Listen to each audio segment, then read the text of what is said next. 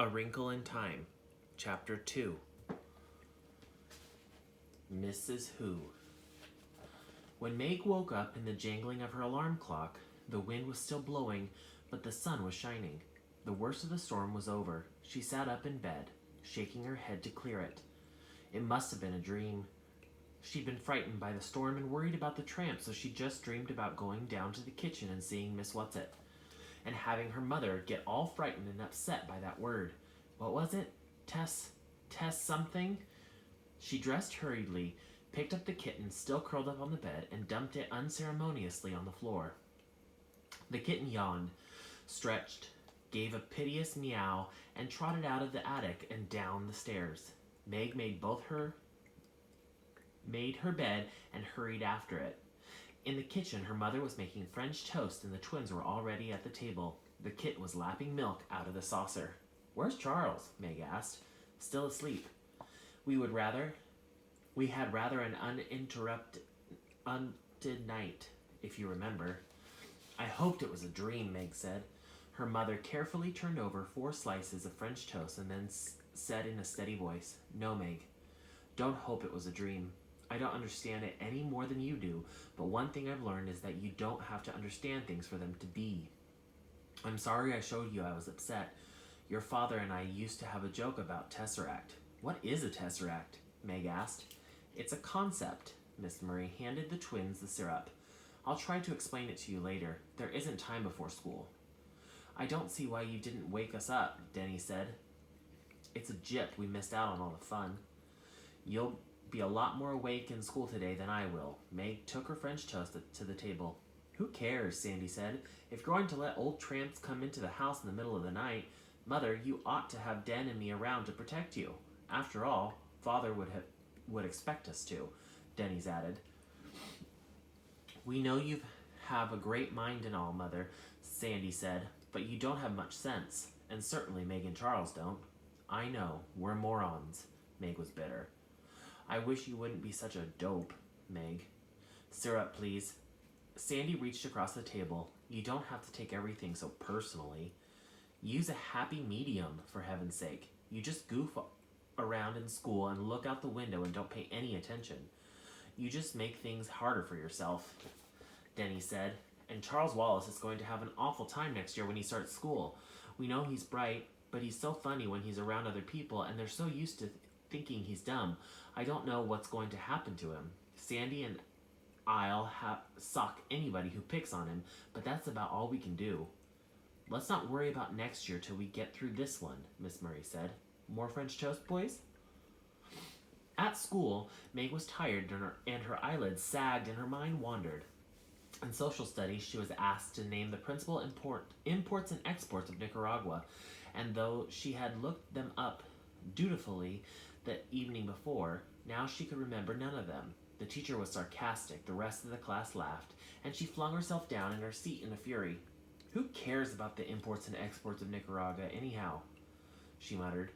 "If you're going to be rude, Margaret, you may leave the room," the teacher said. "Okay, I will," Meg flounced out. During study hall, the principal sent for her. "What seems to be the problem now, Meg?" he asked, pleasantly enough. Meg looked sulkily down at the floor. "Nothing, Mr. Jenkins."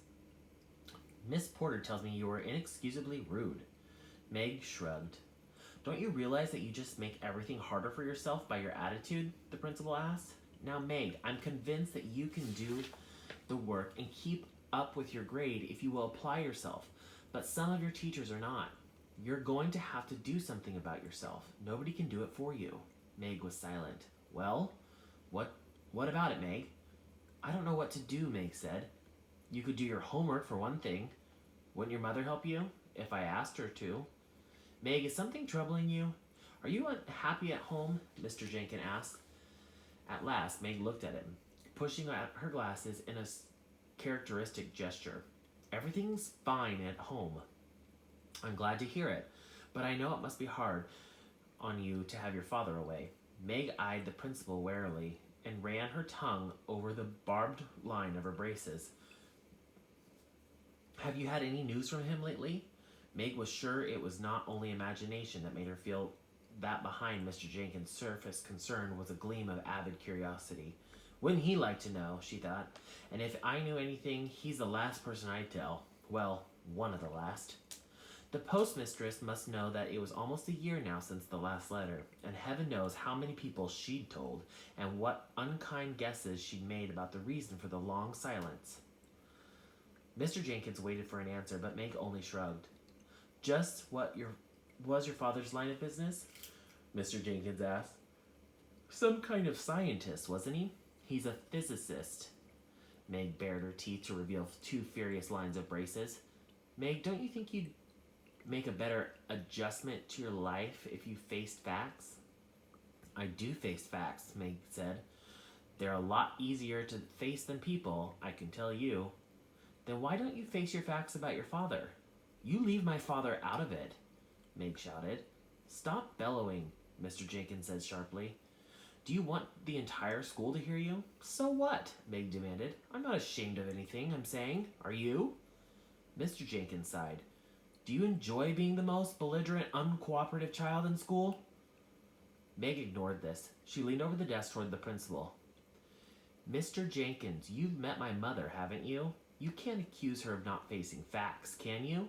She's a scientist. She has a doctor's degree in both biology and bacteriology. Her business is facts. When she tells me that my father isn't coming home, I'll believe it. As long as she says my father is coming home, then I'll believe that. Mr. Jenkins sighed again. No doubt your mother wants to believe that your father is coming home, Meg. Very well. I can't do anything else with you. Go on back to study hall. Try to be a little less antagonistic. Maybe your work would improve if your general attitude were more tractable. When May got home from school, her mother was in the lab. The twins were at Little League, and Charles Wallace, the kitten, and Fortinbras were waiting for her. Fortinbras jumped up, put his paws on her shoulders, and gave her a kiss, and the kitten rushed to its empty saucer and meowed loudly. Come on, Charles Wallace said. Let's go. Where? Meg asked. I'm hungry, Charles. I don't want to go anywhere till I've had something to eat. She was still sore from the interview with Mr. Jenkins, and her voice sounded cross. Charles Wallace looked at her thoughtfully as she went to the refrigerator and gave the kitten some milk, then drank a mugful herself. He handed her a paper bag. Here's a sandwich and some cookies and an apple. I thought we'd better go see Miss Whatsit. Oh golly, Meg said. Why, Charles? You're still uneasy about her, aren't you, Charles asked. Well, yes. Don't be.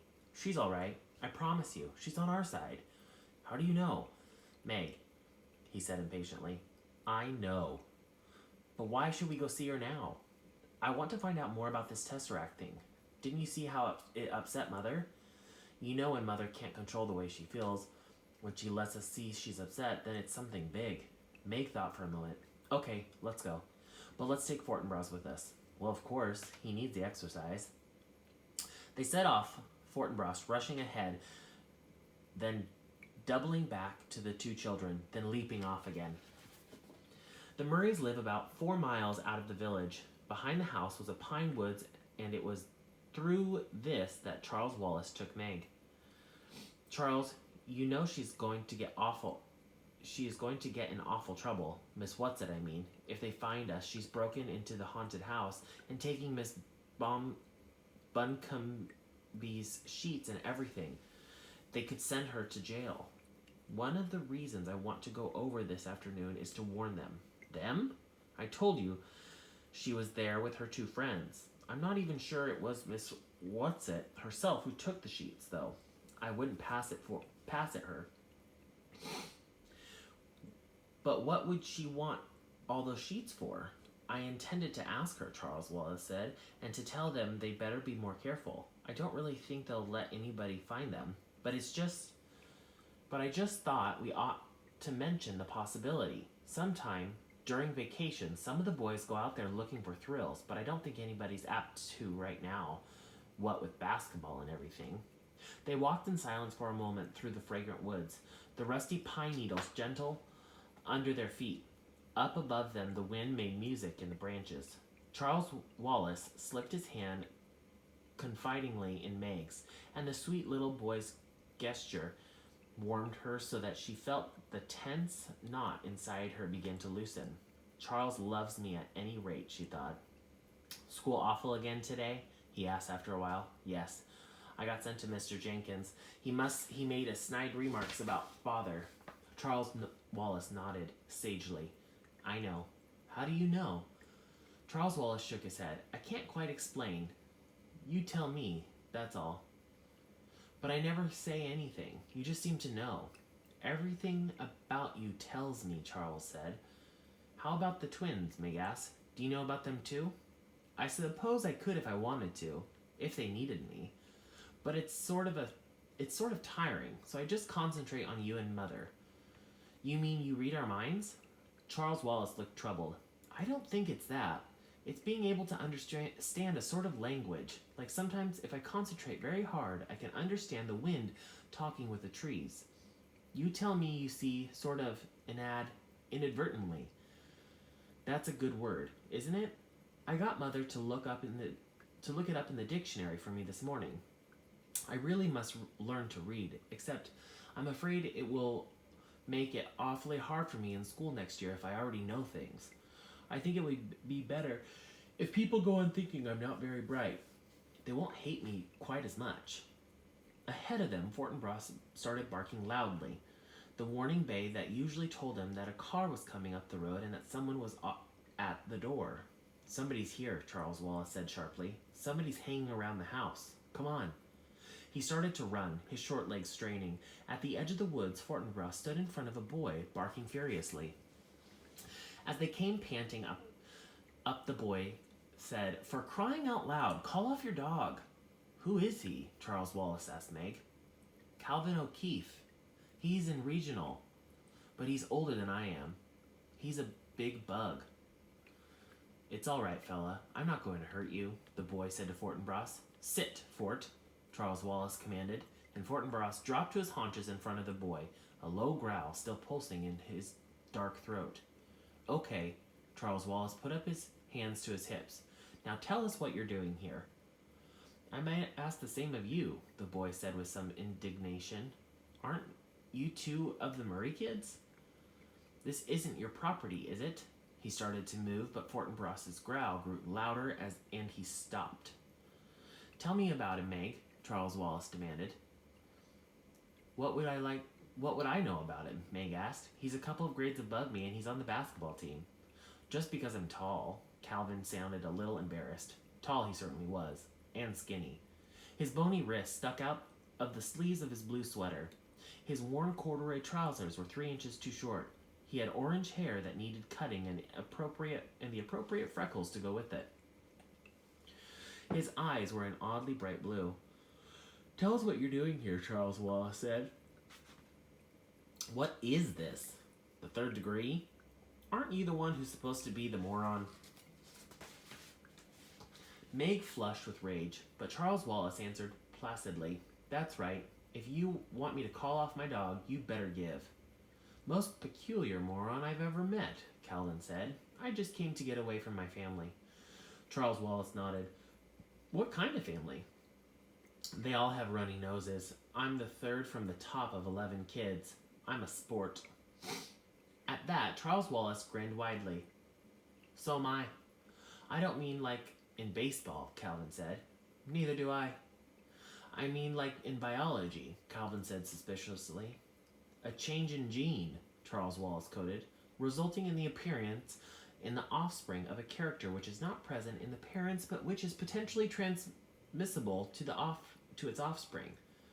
What gives around here? Calvin asked. I was told you couldn't talk. Thinking I'm a moron gives people something to feel smug about, Charles Wallace said. Why should I disillusion them? How old are you, Cal? 14. What grade? Junior. 11th. I'm bright.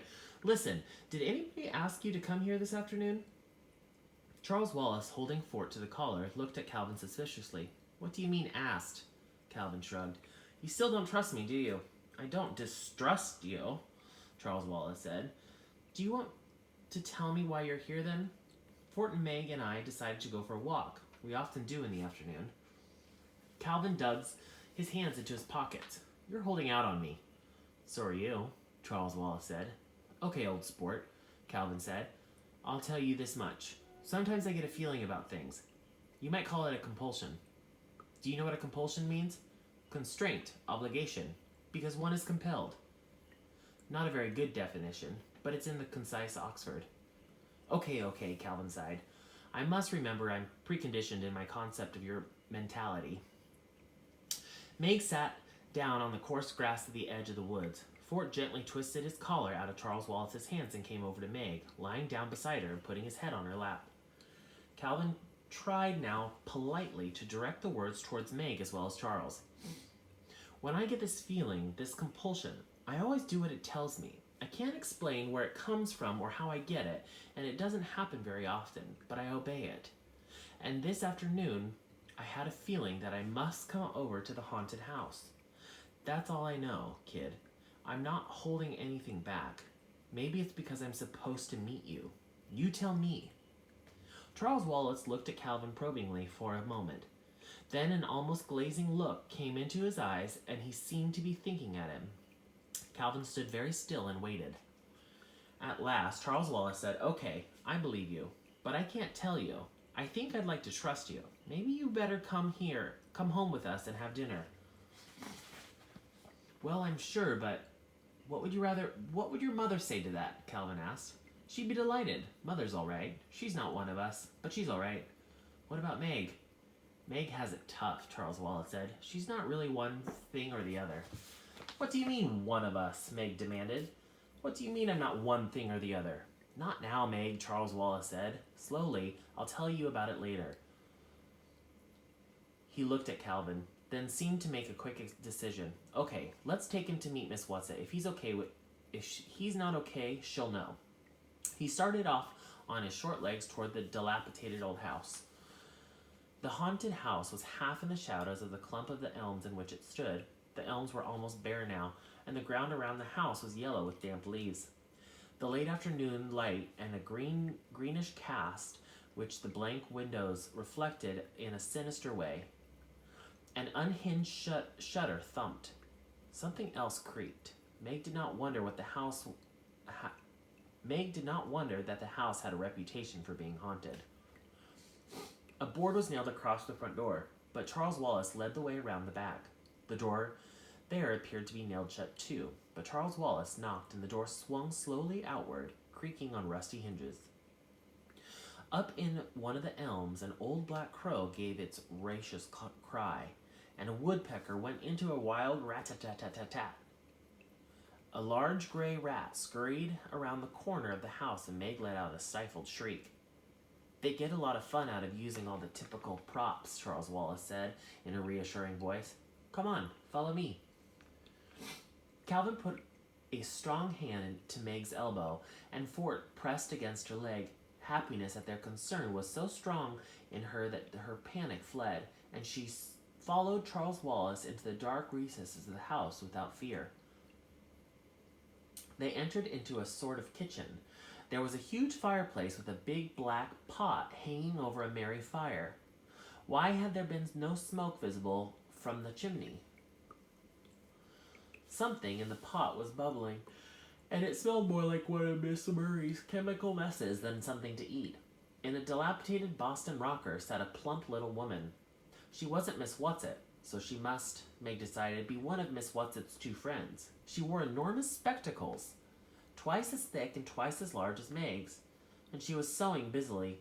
With rapid jabbing stitches on a sheet, several other sheets lay on the dusty floor.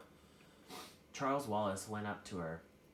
I really don't think you ought to have taken Miss Buncombe's sheets without consulting me, he said, as cross and bossy as only a very small boy can be. What on earth do you want them for? The plump little woman beamed at him. Why, Charles, my pet, le cœur est cette raison que la raison ne connaît point. French, Pascal.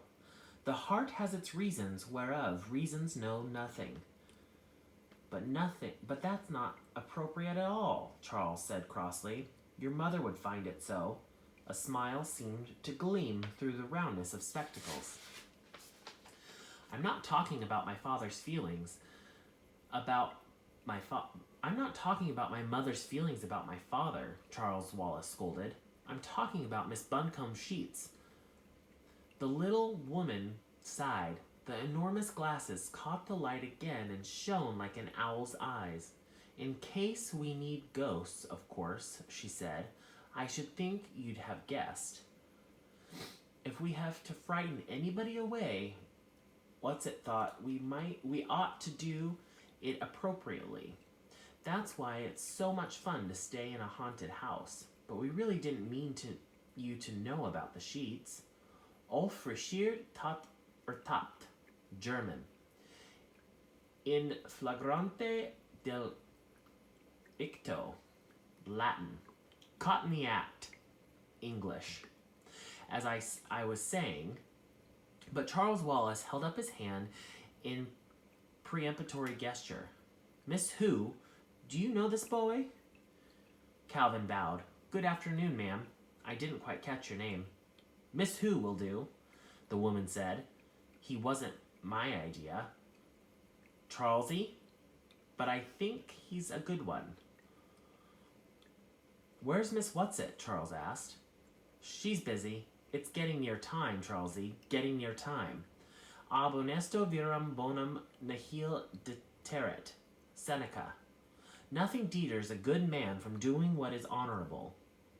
And he's a very good man, Charlesy, darling. But right now he needs our help.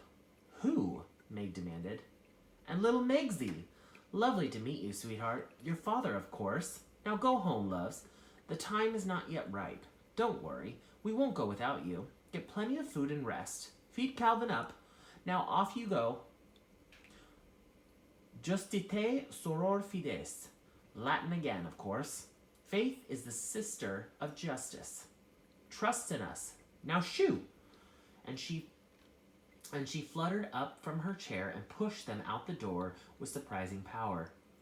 Charles, Meg said, I don't understand. Charles took her by the hand and dragged her away from the house. Fortinbras ran on ahead, and Calvin was close behind them. No, he said, I don't either. Yet. Not quite. I'll tell you what I know as soon as I can, but you saw Fortinbras, didn't you? Not a growl. Not a quiver. Just as though there weren't anything strange about it. So you know it's okay. Look, do me a favor, both of you. Let's not talk about it till we've had something to eat. I need fuel so I can sort things out and assimilate them properly. Lead on, moron, Calvin cried gaily. I've never even seen your house, and I have the funniest feeling that for the first time in my life, I'm going home. And that concludes chapter 2.